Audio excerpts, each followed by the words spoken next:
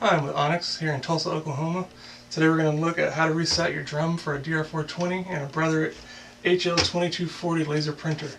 So the first thing you're going to do, you're going to open the front access door, remove the drum and toner cartridge. Then you're going to push down on this little green button and remove the toner from the drum. After that, you bring out replace your drum, put your toner back in. There's this little green slide at the top of the drum. You're going to slide that back and forth 2 or 3 times,